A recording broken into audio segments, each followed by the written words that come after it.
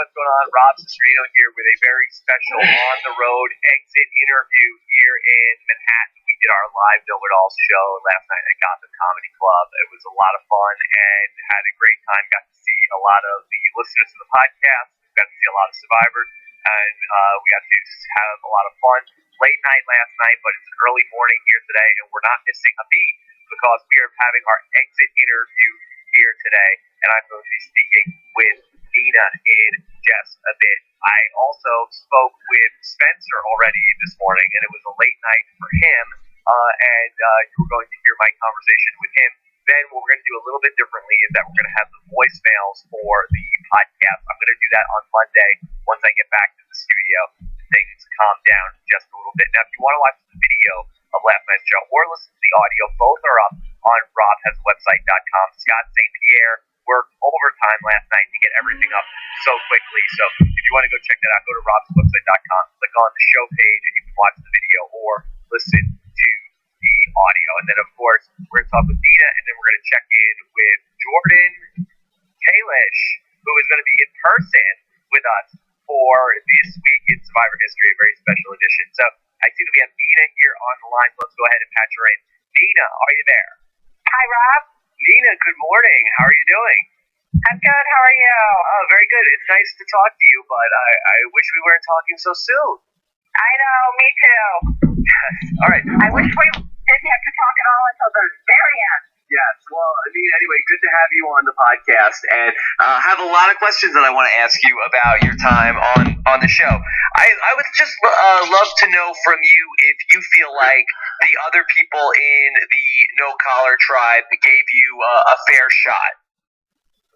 No, I don't feel like I got a fair shot at all. Yes. Now, do you feel like it was mostly because of your communication differences of being able to hear them as well as they could hear each other?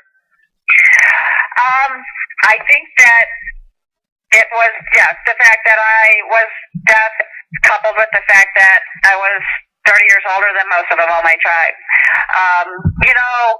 The reason that I feel that way is when we first got to the beach, the first thing Joe said to me was, Nina, are you going to be able to do challenges? And I said, yeah, I can do challenges. Why? And he's like, well, you can't hear. And I was like, well, no, that's not going to make a difference at all. And he said, yeah, but what if we have a calling challenge? And I said, well, then I'm the caller. And he's like, but what if we're yelling out to you during a challenge? You won't be able to hear us. And I said, Joe, it's not going to make a difference. I can do the challenges. I have every confidence I can do the challenges. So, right there, day one, he planted the seed that he already had doubts that my hearing was going to impact winning challenges and looked at me more as a liability instead of an asset. And I had Vince telling me that the girls didn't like me because I was deaf. Were going to, vote me out because I was deaf. So, I had a lot coming at me from the get-go that made me feel like, they don't like me out here because I can't hear. And it was tough. I'm human. It was tough hearing that. Yeah. Now, that's surprising because Joe seemed to me to be the person that seemed, and maybe Vince more so, but Joe seemed extremely sensitive to what you were going through out there. Yeah, he seemed really sensitive to what I was going through out there. However, the fact that Joe has been around deaf people and his mom has, teaches or has been around deaf people says that he knows how deaf people struggle in the hearing world. So he has the background knowing that me being deaf was going to present some struggle for me. So he was worried about that, and that he had the knowledge of that. Maybe if he didn't know and hadn't worked with been around deaf people, maybe he wouldn't know that we struggle a little bit. I could have spun it, and they would have not known I was struggling. But he did know. He knew I would struggle. Nina, in the challenge last night, there was a point where seemingly Joe was the person calling the shots. Nina, go ahead. You go wait for us while we go through there. And Jeff was going nuts that they weren't including you in putting the holes in the bucket. Did you know at the time that this was happening that you felt like this was because of your hearing? I knew that me being sidelined like that was the. Did you ask if it had something to do with my hearing? Yes. Oh, no, I had no clue. I mean, I didn't really think it had anything to do with my hearing at all. I really didn't know why Joe wanted to sideline me like that. But I knew after that first bucket came up and I could see that we hardly had any water in it, I knew at that point I needed to help plug holes. And I even told them, hey, let me stay back there and help you guys plug holes. And they were like, no, just go. So I took a hit for the team and went, okay, I'll do this. It's a stupid idea, but, you only have a split second to either not listen to them or to listen to them. And I guess I chose to listen to them, and I went back. But eventually I'm like, I really need to help you guys plug holes. Let me stay back here and help you plug holes. And eventually it's like, okay, yeah, help us plug holes. But, by then it was too late. But no, at no point did I think that Joe was doing that to me because I couldn't hear. I really didn't know why until we went back to camp and I asked him. And that's what they said? Yeah, I went back to camp and I asked Joe, what the heck? What was that? And he said, well, Nina, you struggled in the first challenge with the high step, and we were afraid you were going to trip and get in our way. And I'm like, are you serious? Because we did not even have a high step, and I'm sure I wasn't the only one tripping, but, I would have done fine. We would not have lost that challenge if you would have just let me help you guys plug the holes. That was just a stupid reason, Yeah. Let's go back to last week's episode because that was really a lot of things ended up going kind of crazy in that episode. So you guys end up having the good fortune that they're going to split the vote, and then you were able to, had Will voted with you guys could have voted out Jen in the last tribal council.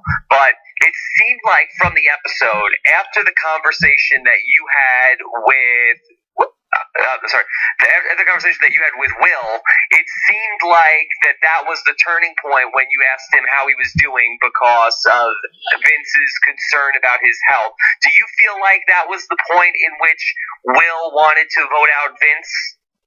I did have that feeling while we were having the conversation. It was a really long conversation, and it got to the point where I really just wanted Will to not portray himself as somebody who was exhausted and tired from the challenge, and I wanted him to portray himself more as I can do this. And so I guess in a way I was trying to give him a pep talk, and it went south. And, I blurted out that, Vince was concerned. Vince wasn't the only one concerned, about Will's health. Everybody was concerned, that he wasn't going to be able to perform real well in challenges.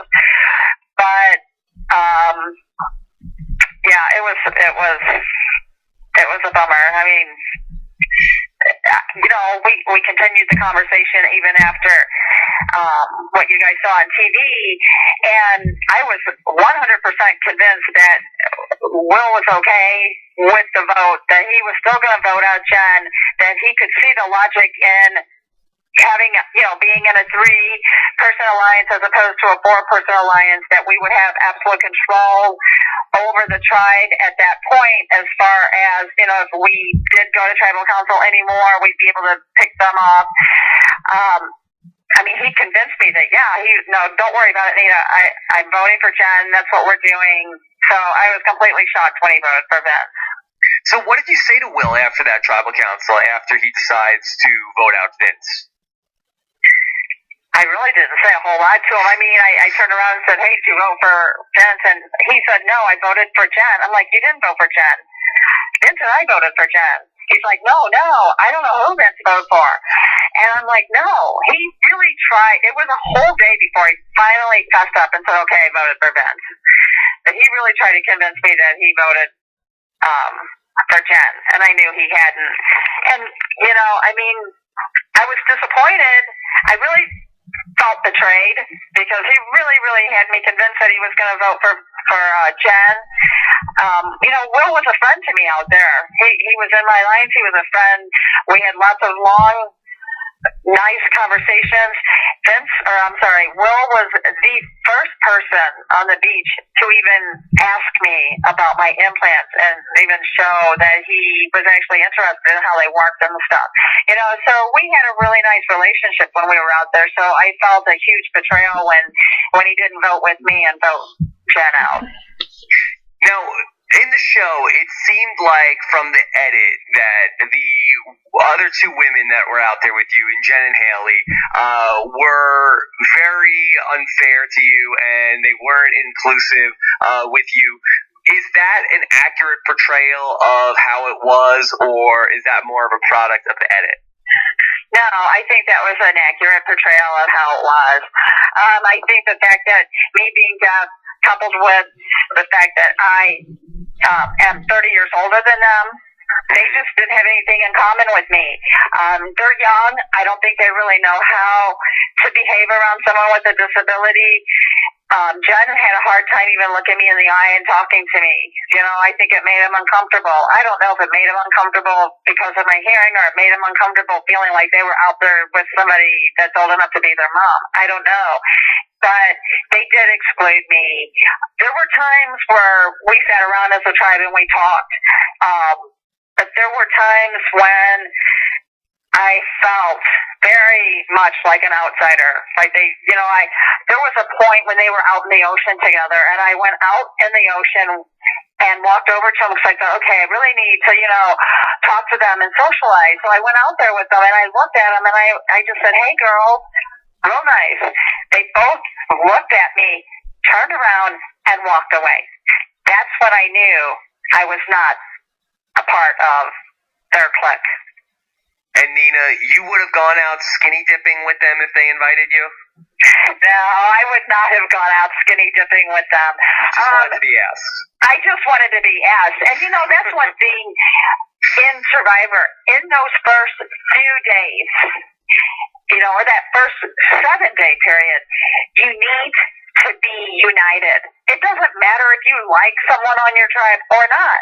You need to hold it together. You need to be united. You need to make the people in your tribe feel like they're important.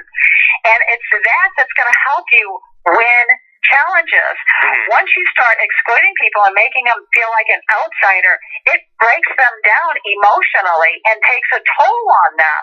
I gave 110% in the challenges when I was, quote unquote, allowed. But I was emotional out there. It was tough. It was tough being an outsider. I've never been an outsider in my whole entire life, so it was a really tough thing for me. And that's the point that you guys don't see on TV that I was trying to make with Jen and Haley is, it's not that I wanted to go skinny dipping with you. It's that I want you guys to make me feel like I'm part of the tribe. We need to be strong as a tribe. You guys are playing as if it's an individual thing. It's not an individual thing. You need to be strong as a tribe. And it just didn't come across that way. Okay. Nina, 2 more quick things. First, what was Vince like in real life?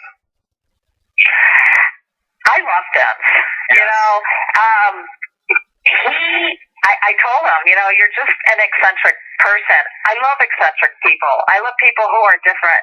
I love people who aren't like me because you can carry on a conversation with them and learn a lot about different aspects of life and stuff. So he had a lot to bring into a conversation that wasn't things I knew about. So, I love people who are different, and that was one thing I loved about Vince is he was able to, carry on really great, interesting conversations with me.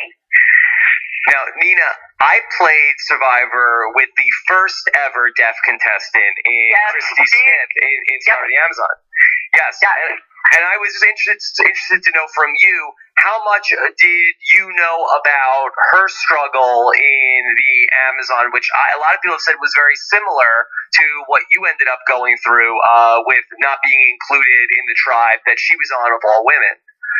Yeah, your season was so long ago, and I don't have a copy of it, and I really wanted to watch it before I left. But, what I remember about the struggles that she went through, I think her and I did go through a lot of the same struggles.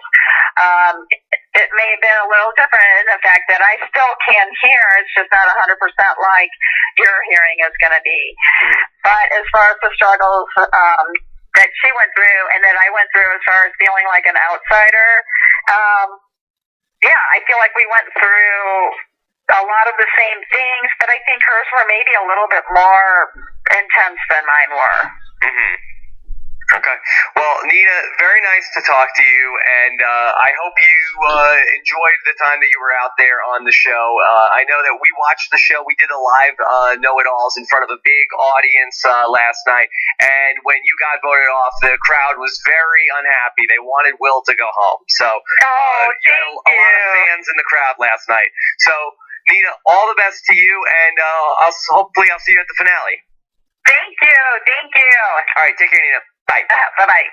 All right, everybody, there you have it. That was Nina here on the podcast, and we got to hear what her take was on everything here, Survivor Worlds Apart. Let's switch gears a little bit to talk with a man who really needs no introduction, but we may have one for him. Anyway, here he is with me in person.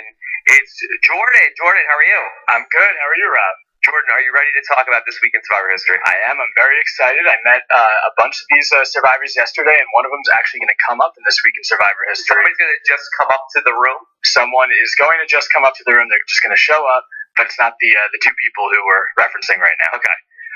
So, Jordan, I feel bad because I'm here with you in person, and I know that through all this time, I feel like I butchered your name so many times, and we have this intro, and we keep getting it wrong. So what I did was Ryan Elder, who is the composer for This Week in Survivor History, I had him go back. You explained last week the correct pronunciation of your name, so yes. I told him go back, listen to the podcast, re-record the intro for Jordan.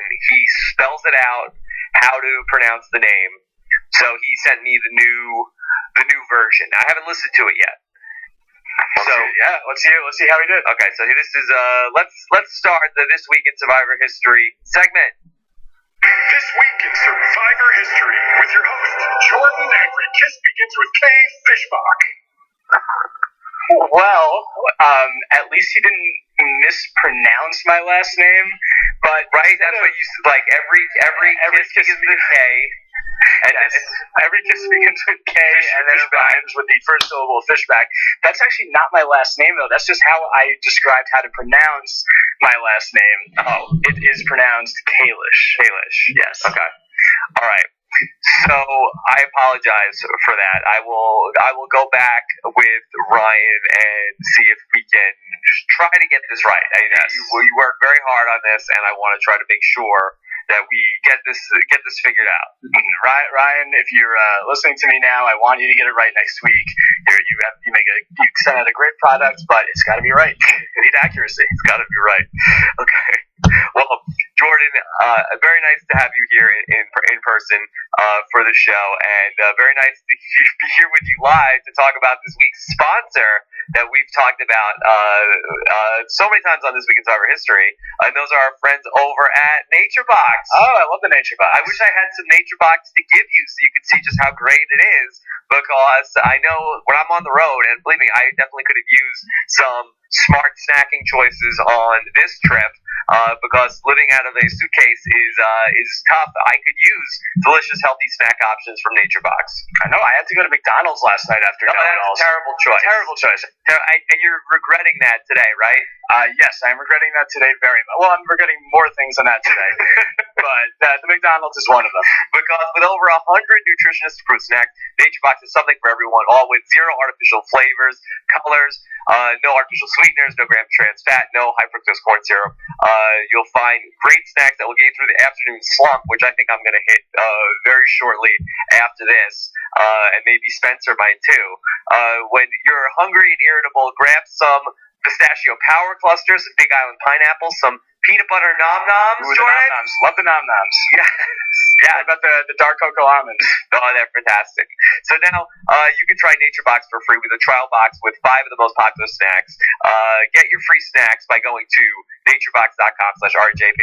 You know you're going to snack. Get smart about it with NatureBox. Go to naturebox.com/RJP and get a free trial box of delicious snacks. All right, Jordan, where are we going this week? We're going to go back to Survivor the Australian Outback. And that was me hitting the ding. Yes. I never really get to do that since we're never live in the studio together. So this is March 8th, 2001, 14 years ago this past Sunday. 3801. 3801. And this is the merge episode of Survivor the Australian Outback. Yes. So, of course, the Kucha and the Ogakor tribe, after unfortunately losing Mike Scoop into a terrible burn, we saw the Kucha and Ogakor tribe merge. The way that they did it, actually, they first had the men go to one camp and the women go to another camp, and they were able to bond. The guys had some bro time. The girls were able to talk about Colby, and this wasn't the episode with Colby and the chocolate. Yeah, they talked about like cooking and stuff like that. Yes, they were always talking about food. The girls on Survivor the Australian. Well, you had some of the most food-obsessed survivors in Survivor history, in that between Jerry and Amber, and they like to talk about food. And then you also had Keith, who was a chef, and Jerry didn't like the way that he made the rice. That's true. So a lot of food talk in this season. And then, of course, Tina had to go out and find the rice. So food was definitely a theme on this season. They definitely ate when they were out in Survivor. Okay, so they talked about the merge. Yes, they talked about the merge, and the main strategy here, where the tribes were very, very cognizant not to let the other tribe know who had previous votes, because the way that the tiebreaker used to work is that if there was a tie and they were merging 5-5, the person who had the most previous votes was sent home, and this would definitely come into play towards the end of the episode. Yes. Poor Jeff Varner. Yes, poor Jeff Varner. He had a vote cast against him by Deb Eaton, of all people. Yes. Which it doesn't rock to get voted out by Deb Eaton when she was the first one to go, and you make the merge. But unfortunately, Kimmy Katzenberg, actually in a previous episode before she was voted out, and we spoke about her the other day, she had to actually let the Ogakor tribe know that Jeff received the vote, and this ended up screwing him, and it ended up really screwing the Kucha tribe in the end. Yeah, I think it was Tina that asked her. Yeah, Tina asked her, and she told her, Kimmy she had a big mouth. Yeah, she did. She had a problem with literally and figuratively. I know, a huge mouth, and it really cost Jeff Varner, who was a great character. I actually wish they would have brought him back at some point. Yes, I nominated that moment for the Survivor Hall of Fame for when they were inducting tribal councils. I nominated that tribal council. I know, that's why I had to bring it up on this Survivor history. Thank you. So now the second moment we're going to talk about, and this is very relevant to today's podcast, and this is a guy who I actually met in person for the first time last night. Spencer Bledsoe is very important in this episode. A lot of people say you sound like. A lot of people do say I sound like. The two things that people came up to me at Know-It-Alls yesterday, we've spoken about almost every Survivor season together. No one ever talks about Survivor to me when they come up. They say, is it Kalish or Kalish, or you sound just like Spencer. Well, see, I don't really hear that you sound like Spencer. I didn't used to hear it, but I've heard him in the video you did. I was tricked when in the video you did, but I feel like you don't sound alike. But I did fall for it in the video. Well, you had the whole Spencer montage, and my mom's even told me that she thinks I sound like Spencer. So I guess if she thinks I do, there probably is some sort of resemblance. But this is an episode, Survivor Cagayan. This is actually 1 year ago today, March 12th, 2014. This is the episode where the Brains tribe went to tribal council for the third time in 4 episodes. Spencer had previously voted with Garrett when he went home, so Spencer thought he was next on the chopping block, and he almost did go home. It was all up to Cass and Tosh to either keep Spencer or keep Jatia.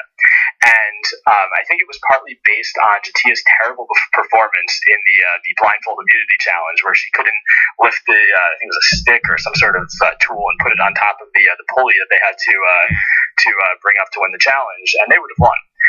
So Jatia really screwed them in the challenge, and I think they just felt that with all of Jatia's outbursts, Spencer was a more reliable Alliance member going forward. Yeah.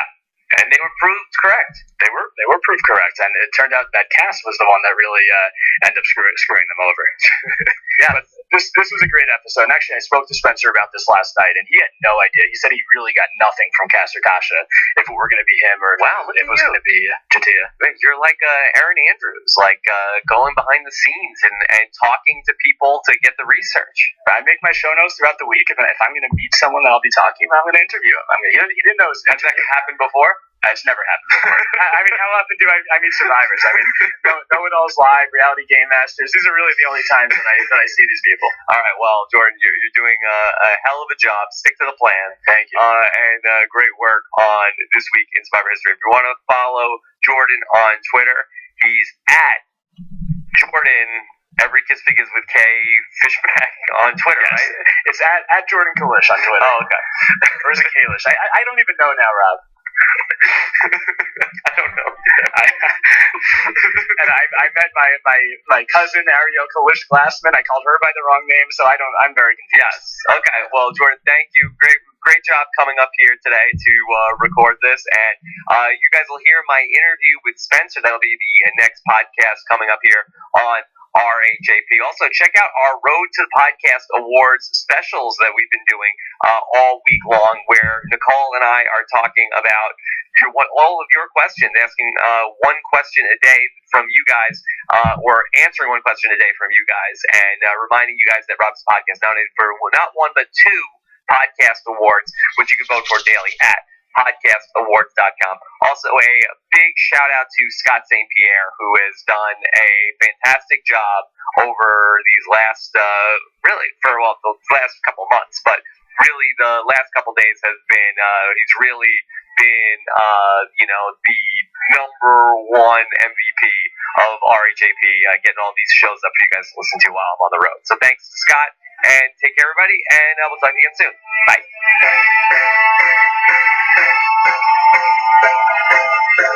Bye.